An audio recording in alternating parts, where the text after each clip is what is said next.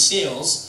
And I see him doing this, and I thought, wow, this is a win-win-win-win-win-win. I want to do this. And that was history. I came back and I did seminars and I spoke, and I just literally dove all into it.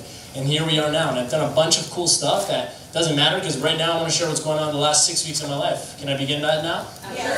That was the fastest version of my story. I never said it that quick. For those of you who heard it like 20 times, that was like 1 minute and 43 seconds. Pretty efficient, no? That was okay. So at the beginning of the year in January, my dad got diagnosed with cancer. State break. Real interruption. Don't feel sorry, because I saw it as a gift. See, when someone's life is threatened, you actually realize you have one. You wake up. And that's what I thought it would be for him. And it was momentarily. But he went through about 2 months of remission. He was doing better, and I gave him like all these biohacks on how to get his body to change itself around, heal himself through his mind. And he has myeloma, so it's blood cancer. The doctor says it's uncurable, but that's an opinion, because there is cured myeloma before.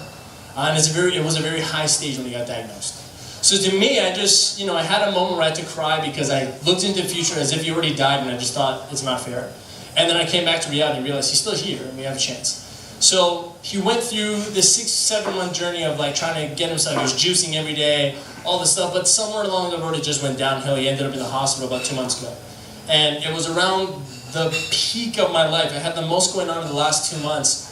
Starting in June, I had like the biggest event I've ever done, 150 people, and then I had the most successful Speakers Academy, and then I partnered with a company called Think and Grow Rich by Napoleon Hill. Anyone know the name? Yeah. Think and Grow Rich?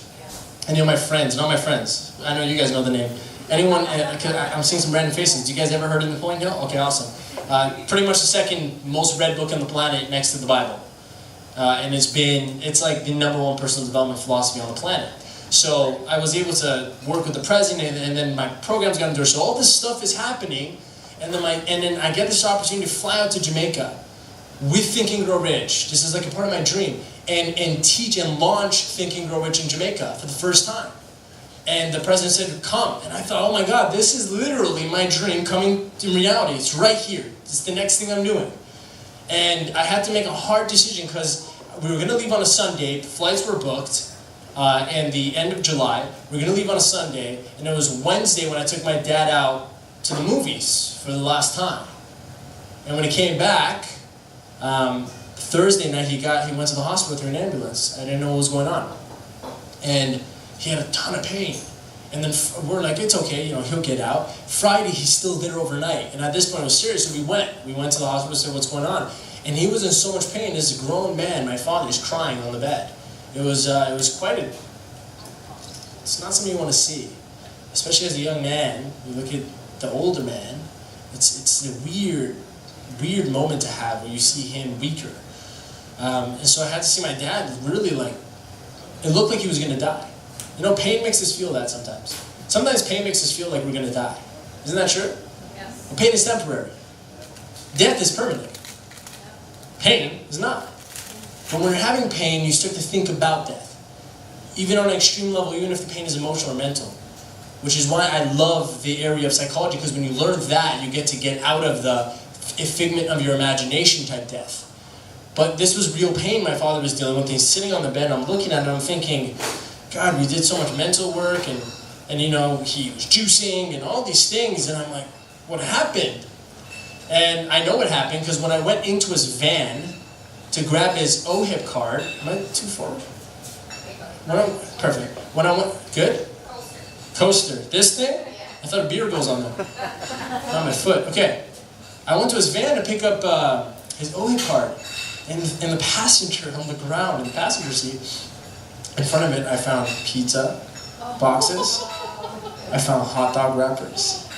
I found a bunch of other crap you don't want to think about. And I looked at it and I go, that's in your body, that makes sense. And so I guess what he was doing when no one was seeing was eating his way to death. The only reason why somebody wants that is if they feel like there's nothing to move forward to in their future.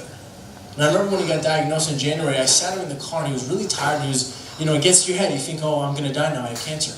And by show of hands, out of respect, anyone have, beat it, or know anyone in their family with cancer? Yeah, it's so common. And you know when it doesn't touch you, you feel like it'll never touch you. I never thought in a million years I'd ever deal with this in my reality. It's so far off from my vibration of where I think my life is. But it can affect someone around you. And so it's really real. 1 out of every 4 people, apparently, in most countries, 1 out of 2 in America. It's really, really evident and it's there. And I remember asking him, sitting in the car, and I looked at him and I said, do you want to live?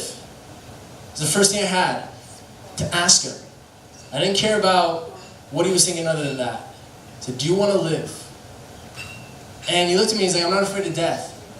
And I thought there's only 2 reasons why you're not afraid of death. 1, because you actually don't believe it will happen. And 2, because you think it's a good thing. You want it. And you know what? He didn't answer me. And to me, that was he wanted to die. So I thought, what's going on in his life that's not really helping him, making him feel fulfilled? So as I was sitting in the hospital looking at him, I just thought, you got exactly what you wanted. And there's no one could help. He wanted a way out because there's nothing to look forward to. And he has a backstory of why he would justify his cancer as an okay thing. Anyways, I thought making it down. I said I'd make this humorous. It's about to get funny. Ready? I want to make it as funny as possible. So we're in the hospital. It turns into Friday, Saturday. We're thinking, are we going to cancel the trip? Me and my brother booked these flights to go to TGR in Jamaica, and I had to make a choice. My dream or my father? Oh, such a crossroad. Obviously, you know what I did? I stayed back. And I spent every day with him in the hospital. And he got good for a week, came out, and then his legs stopped working. And we're dragging him to the washroom just so he could pee. And we're like, it's getting worse again. So we put him back in the hospital. And what they found was a 14-centimeter tumor behind his stomach. And so they did surgery on him to remove it and remove the blood clots. But now he's on surgery with myeloma, with lack of strength and no food. And he's trying to recover from all of it. Not a good story. So right now he's in the hospital. I just saw him before I came here with a tube in his mouth, the ventilator on ICU. And throughout this whole journey, I'm asking myself, like, holy crap, what do I do? And you know, when bad things start to happen around us, I start telling myself, it's okay, I can slack off. Let me binge watch a show. Let me eat a pizza at 3 in the morning. It's okay. Because things are happening is bad. Relax. Don't be ambitious. And so I had to regroup myself.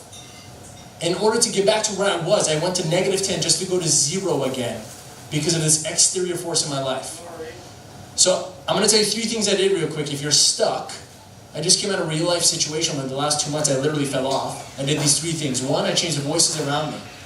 I stopped hearing anything, whether it's media or people around me that are making me think it's okay to be there. 2nd, I rearranged my room and my work office space. So the place you work at and operate, the furniture, the clothes, whatever it is, move it around. You'll feel fresh. And 3rd, I started to do jumping jacks. I mean, if you can't work out or exercise, if you're too lazy for that, move your body, go run, jump up and down, gets your body flowing. And then when you're in that energy, get a piece of paper and write down all the things in your life that are happening, and then prioritize what's most important. My priority was my self-care, like I learned from Gordon and many other people. That's why I'm here. Because I know if I don't do this, then seeing my dad in the hospital could bring me down permanently if I allow it to make me think that that's reality now. And so I just challenge you, if anything ever bad happens, most of us deal with this stuff, do something to get yourself out of it, because if you don't take care of yourself, 2 sick people don't help the 1. Does that make sense?